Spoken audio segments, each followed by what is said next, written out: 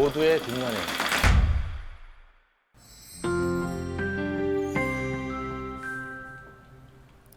자, 모델 성능 검증하기 편을 위해서 역시 마찬가지 구글 콜 앱을 실행해 보시겠습니다. 13장 모델의 성능 검증하기 편을 클릭하시고 자, 드라이버에 4번 저장하신 다음에 실행을 해 보실 때 자, 이번에도 역시 데이터를 먼저 가져오겠습니다. 자, 이번에 가져올 데이터는 광물 데이터인데요. 광물을 수중에 있는 광물에 음파를 쐈을 때 이것이 암석인지 아니면 광석인지를 구분하는 그러한 데이터셋입니다. 그래서 보시면은 처음부터 쭉 60개의 0부터 시작해서 59까지 60개의 칼럼에 각각의 성질이 들어있고 마지막 60번째에 광물인지 아닌지가 0과 1로 표시가 되어 있습니다. 자, 그러면 첫 번째 5째 줄을 본 것까지 했고요. 그 다음 폴더를 보셔서 확인하셔서 지금 소나라는 이 데이터가 어떤 식으로 이루어져 있는지도 한번 미리 보실 수가 있고요. 자, 요번에 실행할 것은 우리가 모델의 성능을 검증하는 편인데 일단은 기존에 했던 방식으로 똑같이 한번 해보겠습니다. 그래서 이제 이것도 한번 확인해 보시면은 광물인 것이 111개, 그냥 암석인 것이 97개구나. 그리고 아일록을 이용해서 처음부터 59번, 60번째까지를 X로 마지막 61번째 칼럼을 Y로 해서 저장을 했고요. 그래서 실행을 해볼 때 자, 전과 같이 마찬가지로 200번의 실행을 하고 배치 사이즈는 10으로 해서 쭉 진행을 하겠습니다. 자, 그럼 200번의 F가 끝나고 즉 200번이 반복이 된 다음에 액큐러시를 정확도를 보시면 1.0이라고 되어 있습니다. 100%라는 얘기인데 과연 이게 100%가 정말 나올 수 있을까? 그 광석과 암석을 100%를 구분할 수 있을까? 이런 부분 한번 여러분들이 고민을 해보셔야 됩니다. 자, 이렇게 나의 데이터셋 안에서는 잘 작동을 하는 것 같은데 실제로도 이것이 잘 쓰이는지를 잘 워킹을 하는지를 알기 위해서는 테스트 셋이라는 걸 미리 따로 띄워놓고 그 테스트 셋의 결과를 한번 확인해 봐야 됩니다. 자, 무슨 얘기냐면요. 자, 이 그림을 가져와 봤습니다. 주어진 데이터가 있을 때 적절하게 이렇게 선을 그어줘야 되는데 빨간색 그룹과 흰색 공의 그룹이 이렇게 섞여 있을 때 너무 많이 학습을 하다 보면은 빨간색 선과 흰색 선을 완벽하게 구분하는 이런 선이 그어진다는 겁니다. 이거는 주어진 데이터셋 안에서는 잘 워킹을 하지만 잘 작동을 하지만 만약에 여기에 빨간색 공이 이 안에 들어와 있을 때 이것은 빨간색 요 적절한 학습에 의해서 빨간색이다라고 정해질 만한 것도 선이 이렇게 그어져 있으므로 여기에 들어있는 게 하얀색으로 분류가 되겠죠. 그래서 이런 식으로 제대로 된 분류를 하지 못하는 게 바로 과적합 현상입니다. 이 주어진 데이터에만 최적화되는 과적화 현상을 막기 위해서 테스트 셋을 이용해서 어디까지만 학습이 돼야 되는지를 정해줘야 됩니다. 자, 이렇게 주어진 데이터가 있을 때 100개가 주어진다면 70개만 학습 셋으로 30개는 테스트 셋으로 즉 70대 30으로 이 비율은 뭐 여러분들이 정하실 수 있습니다만 70대 30으로 혹은 80대 20으로 나눠서 학습 셋은 학습만 하고 테스트 셋은 학습에 전혀 관여되지 않은 채로 따로 둬서 이 정말 학습 셋에서 우리가 트레이닝한 학습한 이 가중치가 테스트 셋에도 똑같이 적용이 되는지 잘 워킹을 하는지를 확인해 하셔야 된다는 얘기입니다. 자, 학습 셋과 테스트 셋을 구분하는 이유는요. 이것을 학습하다 보면은 자, 그림을 하나 더 가져오겠습니다. 자, 이런 그림이 그려집니다. 이건 무슨 얘기냐면은 학습이 진행이 되면서 에러의 값이 점점 줄어들게 되는데 학습 셋에서는 줄어들지만 테스트 셋에 적용을 했을 때는 실제로는 에러가 줄어드는 게 아니라 어느 순간부터 과적합이 일어나서 점점 늘어나게 된다는 이야기입니다. 그래서 에러가 커지는 순간, 즉 과적합이 발생하는 순간 학습을 멈춰야 되는데 이때를 알기 위해서 테스트셋을 적용을 하는 겁니다. 테스트셋을 이용해서 나의 학습셋이 과적합이 일어나는지 아닌지를 알게끔 하는 방법이 바로 학습셋과 테스트셋을 나누는 것입니다. 자, 학습셋과 테스트셋으로 이렇게 나눌 수 있게끔 하는 라이브러리를 우리가 이번엔 불러올 겁니다. 자, scikit-learn, sklearn이라고 하는 라이브러리를 불러와서 이 중에서 train test split라는 함수를 불러와서 쓸 겁니다.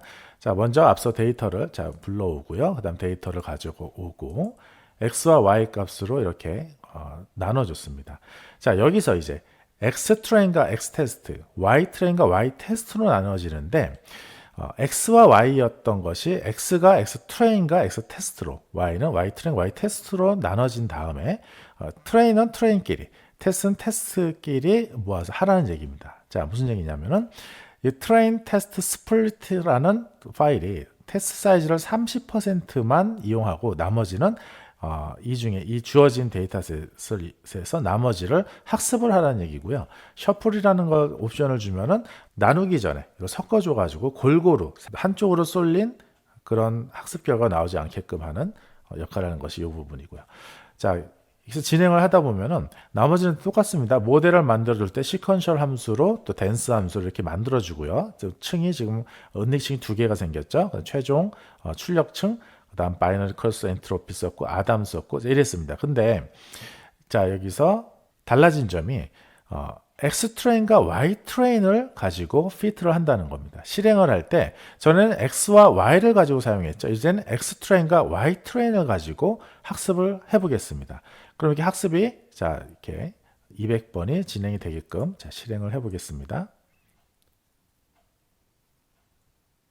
자, 200번의 실행이 끝났습니다. 그러면 70%만 가지고 학습을 했다는 얘기입니다. 그랬더니 애큐러시가 0.993일이 나왔는데 이제 테스트셋을 따로 뽑아놓은 30%의 테스트셋에 방금 우리가 학습한 그 모델을 적용하는 과정이 바로 여기에 있습니다. model.evaluate라고 하는 함수를 쓰시고요.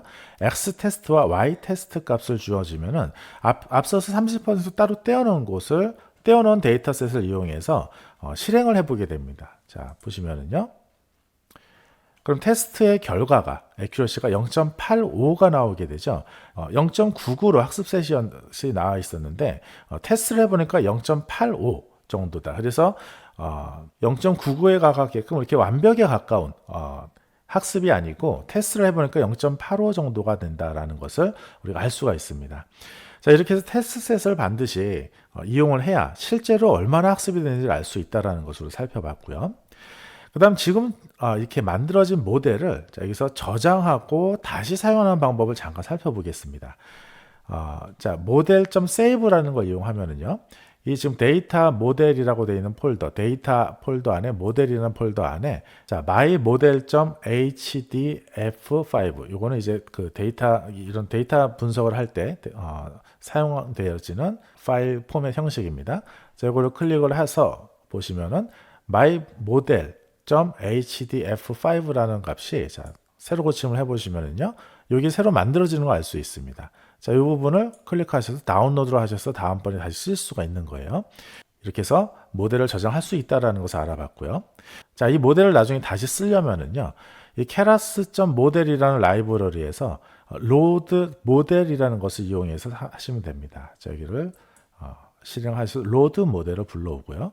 자, 지금은 이제 우리가 방금 실행했던 모델이 아직 메모리상에 남아있기 때문에 그 메모리를 지워서 모델이 없게끔 만들어주고 나서 자, 그럼 mymodel.hdf5를 불러오는 방법을 이렇게 실행을 해보겠습니다. load underbar model이라는 걸 써서요. 자, 이 모델을 불러와서 모델로 새로 저장을 해라라는 것을 실행하는 겁니다. 그리고 그 모델을 불러서 다시 실행을 했더니 아까 있었던 0.857과 같은 값이 나오죠. 그 모델을 저장해서 똑같이 우리가 사용을 했다는 얘기입니다. 그래서 모델을 저장해서 새로운 데이터에 활용할 수 있는 방법을 우리가 잠깐 알아봤고요. 그 다음에 알아볼 부분은 K겹 교차 검증, K-fold cross validation이라고 불리는 방법입니다. 자, 이 방법은 뭐냐 하면은요, 학습셋과 테스트셋만 가지고도 아직 데이터가 부족할 때 모든 데이터를 다 활용해서 학습과 테스트를 할 수 없을까라는 고민을 하다가 나온 방법입니다. 그래서 주어진 데이터를 나누어서 일부를 학습셋으로, 일부를 테스트로 쓴 다음에 그걸 번갈아 가면서 테스트를 바꿔간다는 얘기인데 그림을 보시면 조금 더 이해가 쉬우실 겁니다. 이 데이터셋이 주어졌을 때 5개로 구분을 하고요. 요 4개는 학습셋으로, 요 하나는 테스트셋으로 쓴 다음 결과를 저장합니다. 요번에는 요 3개와 이거 하나, 색깔이 있는 것과 하얀색을 따로 구분해서 색깔이 있는 것을 학습셋으로, 이 하얀색을 테스트셋으로 쓴 다음에 결과를 저장합니다. 그러니까 나머지도 이렇게 한 번씩 돌아가면서 모든 부분이 테스트를 할 수 있게끔, 나머지는 학습이 되게끔 이 학습셋과 테스트셋을 번갈아 가면서 적용을 한 다음에 이 결과들을 모두 합쳐서 평균을 내서 우리가 그 값을 최종적인 결과라고 보는 방법이 바로 K겹 교차 검증. 5겹으로 나누면 5겹 교차 검증, 5fold cross validation이고요. 이것을 10개로 나누기도 합니다. 그래서 10fold cross validation 이런 식으로 cross validation, 교차 검증이란 무엇인지에 대해서 한번 개념을 알아봤고요. 이것을 실행시키는 것도 역시 마찬가지로 scikit-learn 라이브러리를 사용하시면 됩니다. scikit-learn 모델 셀렉션에서 kfold라는 것을 가지고 오면 되고요. 그 다음 이것을 실행을 시키면은요, 앞서와 마찬가지로 데이터를 불러와서 저장을 하게 됩니다. 자, 몇 겹으로 나눌 것인지 5겹으로 나누겠다 하면 K5로 정해 주신 다음에 이 K 값을 요 Kfold 요 함수 안에 자, 몇 n 언더바 스플릿스에 K 값을 적용을 하고요. 그다음 셔플을 역시 true로 해서 나누기 전에 샘플이 어딘가로 한 곳에 치우치지 않도록 섞어주고요. 이것을 Kfold라고 정한 다음에 자, 그리고 accuracy를 우리가 5번을 실행하면서 5개의 accuracy가 나오겠죠. accuracy를 여기에 빈 리스트를 준비한 다음에 여기에 accuracy를 하나씩 채우도록 하겠습니다. 자, 그리고 딥러닝 모델의 구조를 담은 함수를 이번에 만들어서 그 함수를 이용하는 방식으로 해보겠습니다. 자, 파이썬에서 def 라고 시작을 하면 이게 이러한 함수를 만들어라 라는 뜻이죠. 그래서 이 함수 안에 우리 딥러닝 모델 구조 지금까지 해왔던 거 똑같은 걸 담고요. 그 다음 요 모델 언더바 펑션 fn이라는 것을 여기에 그대로 가져와서 쓰는 식으로 해서 코드를 좀 더 보기 쉽게 하겠습니다. 자, 중요한 부분 우리가 배울 부분은 K겹 교차 검증을 어떻게 하느냐인데, 자, K폴드라는 것은 아까 정해진 그 K폴드 함수였죠. 그 함수에 의해서 5개로 나눠지기로 했는데 나눠질 대상은 X 데이터셋이다. 이것을 5개로 나누고 각각의 트레인 인덱스와 테스트 인덱스를 준 다음에 그 5개로 나눈 그 인덱스를 실제로 자, 우리가 X의 값을 그 인덱스대로 X 테스트를 테스트 인덱스대로 Y의 값을 Y 트레인의 인덱스대로 Y를 역시 Y 테스트 인덱스대로 각각 나누라는 뜻입니다. 그래서 X 트레인, X 테스트가 전엔 하나였는데 5개로 각각 쪼개져서 이 안에 각각 들어가게 된다는 얘기입니다. Y 트레인도 5개로 쪼개져서 들어가게 된다는 얘기고요. 자, 이렇게 한 다음에 자, 모델을 불러오고 그 모델의 컴파일을 바이너리 클리케이션, 아담 이렇게 똑같이 합니다. 그리고 fit 할 때 실행을 할 때 X 트레인과 Y 트레인을 적어 놓고 200번 반복하게 하는 이 부분을 적어 줍니다. 벌보스라는 것은 실행이 되는 것을 보여줄 것인가 말 것인가를 결정할 수 있는데 이거는 실행이 되고 있는 중간 과정을 보여주지 않게끔 0으로 설정을 했고요. 자, 이거는 뭐 없어도 지금 상관없는 부분입니다. 배치 사이즈와 F4는 반드시 있어야 되고 X트레인과 Y트레인은 똑같이 실행이 되는데 X트레인과 Y트레인이 여기 for 구문에 의해서 5번으로 나누어진 그 하나하나가 5번 중에 한 번씩 이렇게 매번 반복이 되면서 이것이 5번 중에 하나가 반복되고 또 5번 중에 2번째가 반복되고 3번째가 반복되고 그런 식으로 5번의 실행이 반복이 되게끔 하는 이 스크립트가 이렇게 써주는 겁니다. 그래서 X트레인과 Y트레인을 지금 5개 중에 하나를 이용하고 X테스트와 Y테스트를 지금 5개 중에 하나를 이용을 해서 그것을 그 결과를 ACC 언더바 스코어라는 거 이게 만들어 놓은 빈 리스트였죠. 여기에다 그 accuracy 값을 채워 넣어라 라는 얘기입니다. 자, 그렇게 한 다음에 그 accuracy 값 채워진 5번의 값을 합해서 K가 5번이었잖아요. 다 5로 나누는 평균을 구하겠죠. 그러면 이것을 결과를 출력할 때 우리가 정확도를 ACC 스코어라는 것에 저장을 했으니까 정확도를 5번을 쭉 출력하게끔 하고 이 평균을 구하게끔 해서 실행을 하면은요. 자, 실행을 해 보겠습니다. 자, 그러면 이렇게 5번의 실행이 됩니다. 자, 이거는 중간에 이제 나오는 이 워닝은요. 이 가운데 for 구문 안에 딥러닝 모델이 들어가 있을 때 뭐 이것을 알려주는 경고문인데 이거 크게 의미가 없습니다. 그래서 그냥 무시하시면 될 것 같고요.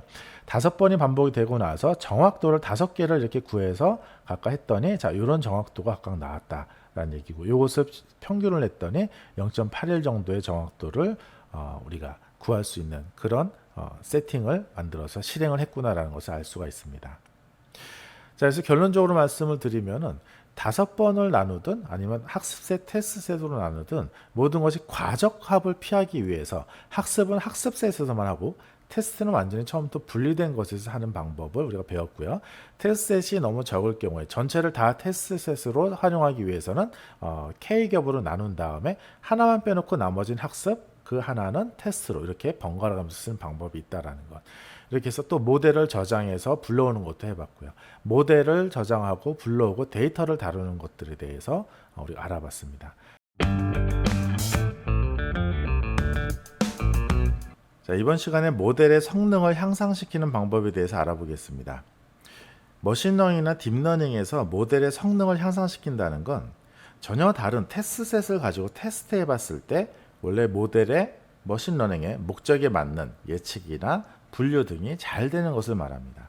정확도가 높은 것을 말하는데 이렇게 되기 위해서는 모델을 만들 때 사용했던 학습셋과 테스트셋이 완전히 분리돼야 된다고 지난 시간에 배웠었고요. 그리고 과적합이 일어나기 전에 학습을 멈춰야 된다고 했습니다. 그것들을 어떻게 하는지 이번 시간에 해볼 텐데 특히 이번에는 학습셋과 테스트셋 이외에도 검증셋이라는 것을 만들어 볼 테고요. 그리고 검증셋을 이용해서 학습이 진행되는 그 모델을 그 과정 그대로 저장하는 법, 그리고 베스트 모델을 만들기 위해서 과적합이 일어나기 전에 학습을 멈추는 것에 대해서 이번 시간에 알아보도록 하겠습니다. 자, GitHub으로 오셔서 이번엔 14장 모델의 성능 향상시키기 편의 구글 콜앱을 실행해 보시겠습니다. 자, 먼저 파일로 가셔서 드라이브에 사본을 저장하시겠습니다. 그리고 데이터를 한번 실행을 해 보시고요. 데이터 폴더를 열어보겠습니다. 그럼 데이터 안에 이번엔 wine.csv라는 파일을 우리가 사용해서 테스트를 해볼 겁니다. 자, 미리 보기가 이렇게 나와 있고요. 나머지는 지난 시간에 했던 것과 중복이 되기 때문에 지난 시간과 달라진 점만 설명을 해드리겠습니다. 달라진 점이 여기인데요. Validation Split이라고 해서 0.25라고 되어 있습니다. 이건 뭐냐면요. 그림을 먼저 보시면요. 자, 데이터셋을 지난번에는 학습셋과 테스트셋으로만 나눴는데 이 학습셋을 한 번 더 자, 75대 25로 나눠주면 여기가 60%, 20%, 전체의 60%, 전체의 20%가 되면서 전체 셋이 60, 20, 20으로 나눠집니다. 그래서 학습을 하면서 이 검증셋을 이용해서 얼마나 학습이 잘 되는지를 검증을 해보겠다는 얘기고요. 그러니까 학습셋과 별도의 검증셋을 만들어서 학습을 한다는 얘기고 이 전체 학습이 끝난 다음에 완전히 분리되어 있었던 테스트셋을 가지고 지금 학습한 것이 얼마나 잘 되었는지를 테스트해 보겠다는 뜻입니다. 학습셋과 테스트셋 외에 검증셋이라는 걸 만들어서 한번 테스트를 해보겠다는 의미고요. 그러기 위해서는 학습셋 80% 나눈 것을 25%를 검증셋으로 다시 사용해라 라고 설정을 하게 되는 겁니다. 자, 그 결과가 자, 이렇게 해서 Validation Split이라고 0.25를 만들어 놓은 게 되고요. 자, 그렇게 해서 테스트를 한번 실제로 실행을 해보면은 자, 실행이 되는데 기존의 학습과 달라지는 점이 뭐냐면요. 밸리데이션 로스와 밸리데이션 애큐리시가 함께 나온다는 겁니다. 그래서 학습이 진행되면서 그 옆에 따로 분리되어 있었던 검증셋을 통해서 검증셋의 로스와 애큐리시를 함께 보면서 진행을 한다는 얘기고요.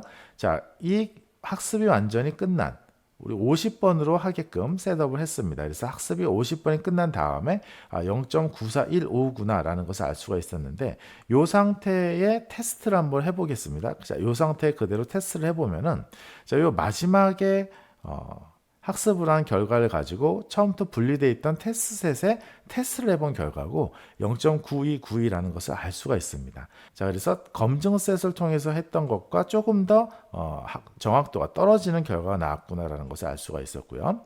자, 그러면 지금 우리가 50번을 학습을 한 게 제대로 학습이 된 건지를 알아야 되는 과정이 있고요. 그렇게 학습이 된 결과를 나중에 다시 활용할 수 있게끔 학습 결과를 매번 모델을 저장할 수 있는 방법을 알아야 될 텐데 자, 그걸 지금부터 한번 해보겠습니다. 자, 먼저 기본 코드를 한번 다시 불러오겠습니다. 자, 똑같이 실행을 한 거고요. 자, 실행하고 나서 이번에는 자, 이런 식으로 저장을 하겠습니다. 데이터 안에 모델이라는 폴더가 있고요. 데이터 안에 모델이라는 폴더가 있는데 여기에 지금 all이라는 폴더는 없습니다. 그런데 all이라는 폴더를 만들어서 그 안에 fok의 숫자, 즉 몇 번 반복되는지를 정수 형태로 두 자릿수로 표현을 하고 그 다음 그때의 검증셋의 정확도가 몇인지를 실수 형태의 네 자릿수로 표현해서 자, hdf5라는 포맷으로 저장해라 라는 명령을 주는 겁니다. 이 모델 패스라는 조건을 그대로 모델 체크 포인트라는 함수를 써서 사용하게끔 만들어 놓고 있습니다. 자, 모델 체크 포인트는 뭐냐면요. 아까 이 부분입니다. 자, 텐서플로우 안에 케라스 안에 callbacks라는 라이브러리 보시면요. 모델 체크 포인트라는 게 있고 이것이 바로 그 매번 모델을 체크해서 그것을 저장할 수 있게끔 도와주는 함수입니다. 자, 그 함수를 사용해서 모델 체크 포인트라는 함수를 사용해서 자, 파일이 어디로 어떻게 저장될지를 지정한 겁니다. 자, 이 저장된 체크 포인트라는 것이 어디로 들어가냐면요. 모델.fit 안에 보시면은 callbacks라는 옵션 안에 체크 포인터라는 형태로 지정이 되는 것을 알 수가 있습니다. 체크 포인트라는 것을 조금 전에 만든 자, 모델 체크 포인트라는 그 함수를 이용해서 자, 이곳에 저장되게끔 했던 그 옵션인데요. 그 옵션을 저장을 해서 실행을 해보겠습니다. 자, 실행을 하면은요. 자, 이렇게 fok가 진행이 되는 거에 따라서 설정된 폴더 안에 설정된 형태로 파일이 저장되게끔 했다는 것을 알 수가 있습니다. 자, 여기 새로 고침을 해서 폴더를 보시면은요. 자, all이라는 폴더가 만들어졌고요. 이 안에 지금 진행된 그대로 자, 첫 번째 fok부터 그때의 validation accuracy가 몇인지가 이렇게 50번 반복이 되는 동안 모두 저장이 됐습니다. 이 중에서 가장 좋은 모델이 있다면 이것을 나중에 차후에 다시 쓸 수가 있게 되는 겁니다. 자, 그런데 이렇게 50번을 진행을 했는데 자, 한번 테스트도 해보겠고요. 50번을 진행해서 자, 이런 결과가 나왔는데 이것이 안정적인 결과인지 아니면 이것보다 더 나은 결과가 있는지를 한번 알아보도록 하겠습니다. 그 알아보기 위해서는요. 지금 진행되고 있는 학습 과정을 그래프로 나타낼 수 있어야 됩니다. 자, 그래프 형태로 나타내게끔 하기 위해서 학습이 진행되는 결과를 우리가 hist underbar df라는 이 데이터셋 안에 저장을 했고요. 출력을 해보면 이 로스 값과 accuracy, 그 다음 validation loss, validation accuracy가 이렇게 2000번의 과정이 전부 기록된 것을 알 수가 있습니다. 이 전체를 우리가 출력을 해볼 때 우리 이 로스 부분하고 accuracy 부분만 matplotlib을 이용해서 출력을 해보겠습니다. 자, 지금 보시면은 테스트셋의 오차라고 있는데 이 부분에 자, 밸리데이션 로스를 말합니다.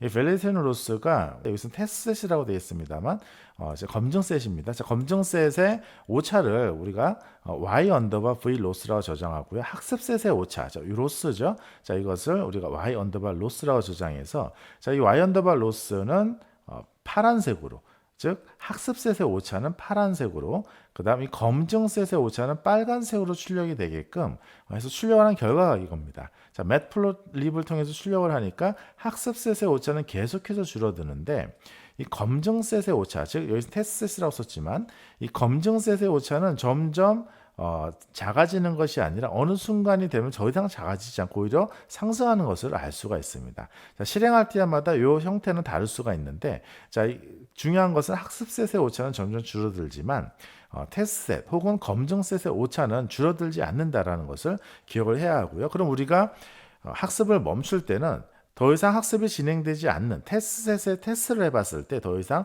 모델의 성능이 나아지지 않는 순간 멈춰야 된다는 얘기입니다. 자, 그 과정을 어떻게 하는지 여기 보시면은요.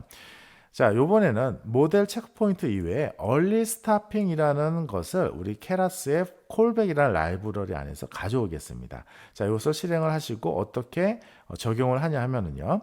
자, 아까 보셨던 모델 체크포인트가 여기에 있습니다. 근데 이번에는 early stopping이라는 이 함수를 가지고 와서 여기에 모니터를 validation loss를 모니터해라라고 지정을 했습니다. 즉 검증셋의 이 오차 값을 보되 자, patience 20이라고 되어 있으니까 20번 이상 오차가 더 나아지지 않으면 오차가 나아진다는 건 오차가 작아지는 걸 말하겠죠. 20번 이상 fok가 진행되도록 오차가 더 이상 작아지지 않으면 어디를 말하냐면 요 검증셋의 오차가 더 이상 작아지지 않으면 멈추라는 얘기입니다.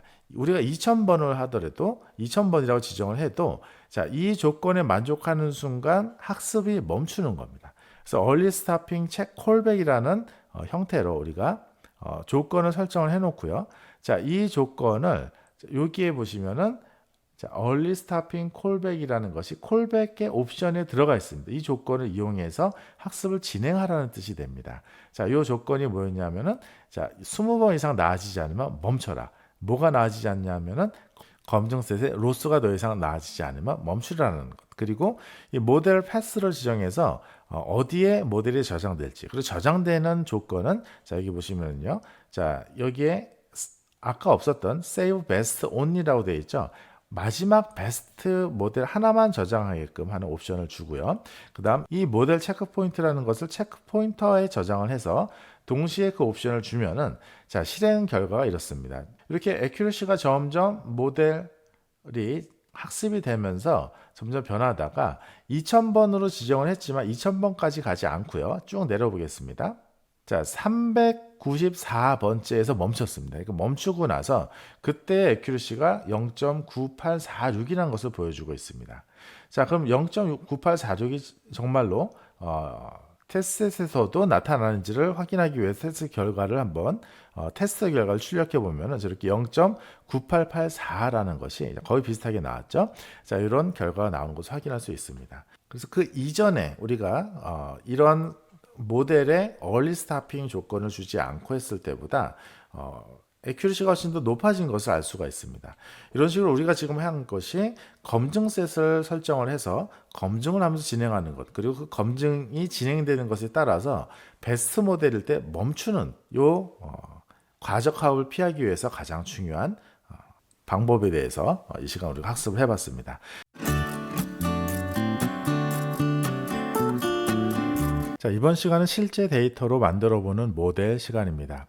실제 데이터라고 이름을 붙인 이유는 그동안 다룬 데이터가 실제 데이터라기보다는 머신러닝과 딥러닝을 위해서 잘 정제된 형태의 데이터였기 때문에 이미 정리가 되어 있는 형태의 데이터였기 때문에 실제로 다루는 데이터와 유사한 형태의 데이터를 가져가 보겠습니다.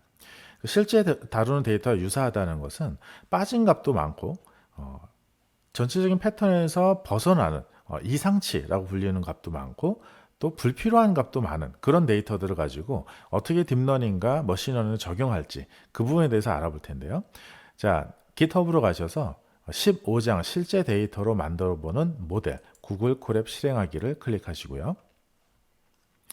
파일로 가셔서 드라이브의 4번 저장을 통해서 저장을 한 다음에 실행할 준비가 되면은 먼저 한번 실행을 시켜보겠습니다. 자, 이렇게 이상 없이 데이터가 불러와지는 것을 확인할 수가 있는데요. 이 데이터를 잠깐 살펴보시면 이름은 house_train.csv라는 데이터 폴더 안에 있는 데이터가 되겠고요. 이렇게 가로로 쭉 여러 가지 항목들이 있고 그 항목의 맨 끝에는 sales price라는 항목으로 끝이 납니다. 이 컬럼, 이 속성이 바로 클래스에 해당하는, 즉 집 값에 해당하는 부분이 되겠고요. 이 집 값을 예측하는 데이터인 겁니다. 그 앞에 나온 정보를 가지고 이 집 값을 예측하는 건데 전체 데이터가 1600개의 데이터가 있습니다. 자, 이 데이터에 대해서 조금 더 알아보시면요. 자, 아이오와주 에임스 지역에서 2006년부터 2010년까지 거래된 실제 부동산 판매 기록입니다. 그래서 주거 유형이라든지 차고나 어떤 자재 및 환경에 대한 80개의 이제 속성이 나와 있고 그것을 통해서 집의 가격을 예측해보는 그런 문제인 겁니다. 자, 그래서 먼저 데이터가 어떤 유형으로 이루어지는지 알아보기 위해서 데이터를 df라고 저장을 했었죠. 우리 항상 df라는 이름으로 저장하고 있는데 df.dtypes라고 하면은 자, 이렇게 데이터가 어떤 형태로 되어 있는지, 그래서 실수 형태, 정수 형태, 오브젝트 형태 여러 가지 형태가 한꺼번에 모여 있다는 것을 알 수가 있고요.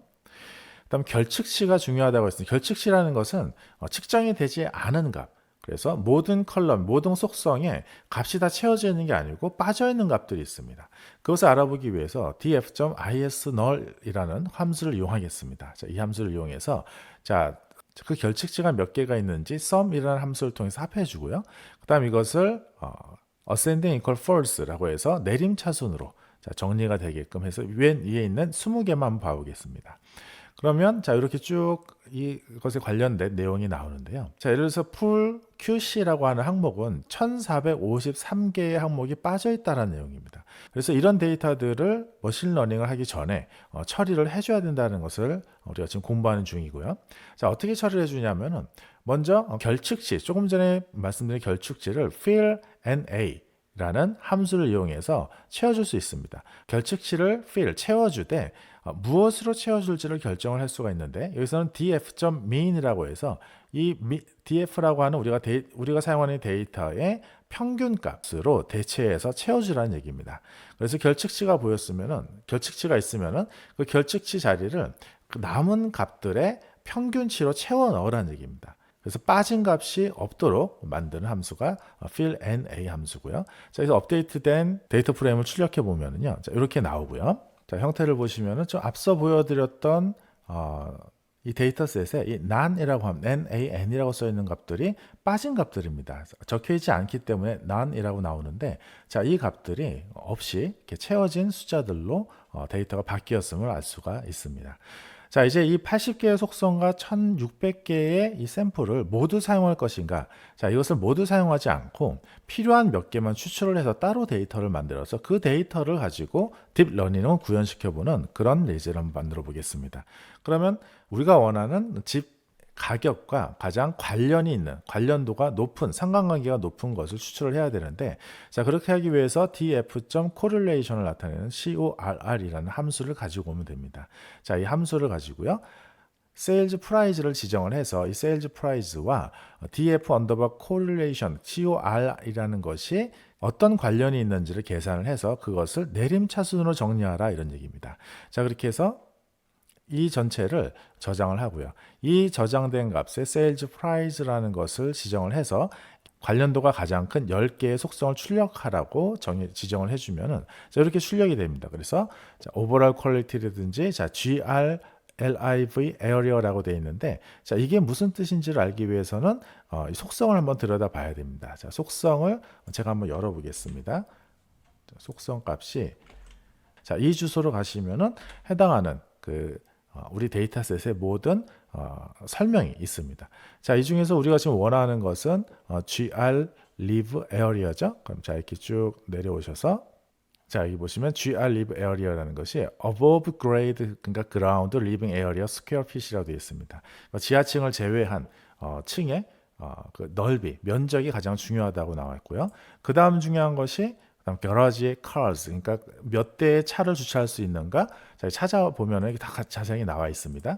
그리고 garage area, 차고의 넓이, 그리고 basement area 이런 식으로 중요한 것들이 이렇게 쭉 순서대로 나와 있는데, 자, 이것들이 세일즈 프라이스와 얼만큼 중요한지를 알아보기 위해서 우리 앞서 배웠던 상관도 그래프를 그려보겠습니다. 자, 컬럼을 세일즈 프라이스 앞에서 우리가 정했던 이 몇 가지 중요한 것들과의 상관도 그래프를 페어 플롯을 이용해서 그려주면 이런 식으로 그래프가 그려지고요. 우리가 원하는 것은 이 세일즈 프라이스와 다른 값들의 관계죠. 자, 그래서 조금 밑으로 내려보시면요, 세일즈 프라이스와 다른 항목들이 자, 이렇게 상관관계가 세일즈 프라이스가 커지면 예를 들어서 거라지 에어리어도 커지고요. 거라지의 카스도 점점 많아지고 차고에 주차할 수 있는 차의 대수도 많아지고 그다음 에어리어의 넓이도 오버럴 퀄리티도 점점 높아진다. 그래서 상관관계가 있다라는 것을 알 수가 있습니다. 자, 그래서 그 상관관계가 있었던 이 5가지 항목만 따로 뽑아서 우리가 calls underbar train이라는 이 데이터를 저장을 해서 이것을 따로 트레인을 시켜보겠습니다. 자, 이렇게 저장을 하고 자, calls underbar train이라는 이름으로 저장된 것을 train 셋으로 지정을 하겠습니다. 이름을 x underbar train underbar pre라고 해서 이것을 우리가 학습 셋으로 저장을 할 거고요. 그다음 집값을 y 값으로, 즉 집값을 우리가 예측해야 되기 때문에 sales price라는 항목을 y 값으로 두겠습니다. 그리고 전체를 80대 20 학습 셋으로 나누는 것을 전에 우리가 배운 그대로 하는 거고요. 그리고 모델의 구조와 모델의 실행, 지난번에 했던 것과 크게 다르지 않습니다. 자, 다만 이번에 이제 달라진 것은 그동안은 이제 로지스틱 회계, 즉 둘 중에 하나 이런 식으로 선택하는 분류의 문제였는데, 클래시피케이션의 문제였는데, 이번에는 분류가 아니라 가격을 추적을 하는 거죠. 선형 회계의 문제입니다. 선형 회계 문제이기 때문에 자, 손실함수를 mean squared error로 평균 제곱 오차를 우리가 사용했다는 것을 알 수가 있고요. 자, 그리고 나머지는 우리가 앞서서 했던 대로 early stopping 옵션도 적용을 해줄 테고요. 그 다음 베스트 옵션을 저장하는 이 체크포인트 옵션도 여기에 이렇게 그대로 저장을 하겠습니다. 그럼 저장된 모델을 향후에 모델 데이터 안에 모델 폴더 안에 이런 이름으로 이게 저장이 되겠죠. 자, 그렇게 해서 실행을 해보면은 쭉 진행이 되면서 학습이 이루어지겠고요. 그리고 샘플로 25개 정도만 뽑아서 자, 테스트를 해보고 프리딕션을 한번 해보겠습니다. 테스트 셋에서 뽑아서 real이라는 값을, 즉 실제 값을 뽑아보고 프리딕션하는 값을 우리가 프리딕션이라는 이 변수에 저장을 해서 자, 실제 가격과 예상 가격을 각자 출력을 해본 다음 그 값을요, 자, real price를 앞에 만든 실제 값의 실제값 리스트 그리고 예측한 값을 예측값 리스트에 저장을 한 다음 이것을 25번을 반복을 해서 우리가 이렇게 출력을 해보면 이렇게 출력값이 나옵니다. 실제 가격과 예상 가격이 점점 비슷하게 맞아가는지를 우리가 검사를 해보면은 자, 그래프를 그려보겠습니다. 그래프를 그려봤을 때 25개의 항목이 실제 값과 예상 가격이 비슷하게 이렇게 움직이고 있는 것을 알 수가 있습니다. 자, 이 그래프는 25개의 값을 어디서 어떻게 뽑는지 그리고 학습이 어떻게 진행되는지에 따라서 이 그래프의 형태는 조금씩 달라질 겁니다. 근데 달라지는데 이 중요한 것은 실제 값의 그래프와 예측 값의 그래프가 비슷하게 이렇게 함께 따라서 움직이고 있는가를 여러분 보시면 되겠습니다. 자, 그렇게 해서 전체 코드를 실행을 한 결과가 자, 데이터의 폴더를 보시면 데이터 안에 모델 안에 자, 이렇게 우리가 지정한 이름으로 지정이 되는 것을 알 수가 있습니다. 자, 이 모델은 차후에 우리가 다시 한번 사용할 것이기 때문에 잘 기억해 두시기 바라겠고요. 자, 이런 식으로 해서 데이터를 우리가 불러와서 데이터 안에 결측치가 있을 때 어떻게 바꾸는지, 그 안에서 중요한 데이터를 어떻게 뽑을 수 있는지, 중요한 데이터를 뽑은 다음에 그것만 가지고, 그 중요한 데이터만 가지고 머신러닝, 딥러닝을 어떻게 돌리는지, 그리고 그 값을 early stopping을 통해서 모델로 저장하고, 모델로 저장한 것을 이제 차후에 다시 쓰는 것까지 여러분이 익히시면은 데이터를 가지고 가서 머신러닝, 딥러닝을 하는 그 전체적인 그 과정을 한 번씩 이제 테스트를 해보신 겁니다. 자, 이렇게 해서 우리가 모델을 다루는 법, 데이터 다루는 법, 그리고 딥러닝의 기본까지 끝을 냈기 때문에 다음 시간부터는 딥러닝에 대해서 조금 더 고급적인 방법, 즉 CNN이라든지 RNN이라든지 실제 현장에서 많이 쓰이는 그런 딥러닝의 고급 방법들을 우리 함께 하나씩 익혀가시도록 하겠습니다.